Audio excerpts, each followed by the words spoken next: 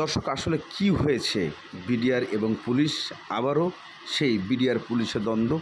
এখানে আপনারা দেখতে পাচ্ছেন যে পুলিশ বেপরোয়া হচ্ছে এমন কথা বলছেন, পুলিশ গুলি চালাচ্ছে এমন কথা বলছেন। আসলে এরা কারা? বিডিআর যাদেরকে বহিষ্কার করা হয়েছিল, সেই বিডিআর কর্মীরা যখন আন্দোলন করে যমুনার সামনে, তখন পুলিশ বেপরোয়া গুলি চালাতে থাকে। ওনারা এমন বাক্য দেয়, কিন্তু আসলে সব রাবার বুলেট এবং কাঁদানি গ্যাস এগুলাই ব্যবহার করে পুলিশ বলছেন।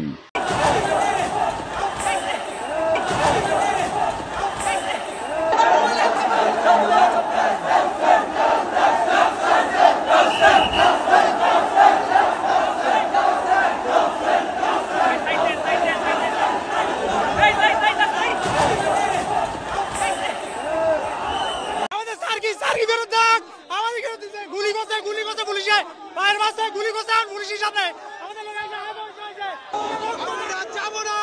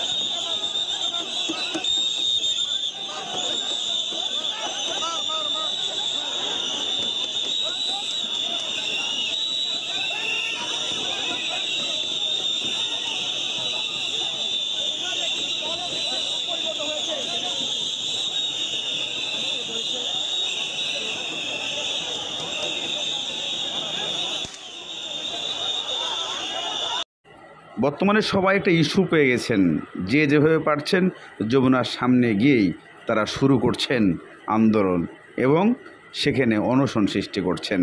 কিন্তু সরকার এটা মানবেন না। সরকার আগেই ঘোষণা করে রেখেছিলেন তারা এখানে মিটিং মিছিল করলে তাদেরকে প্রতিরোধ গড়ে তোলা হবে সরকারের পক্ষ থেকে।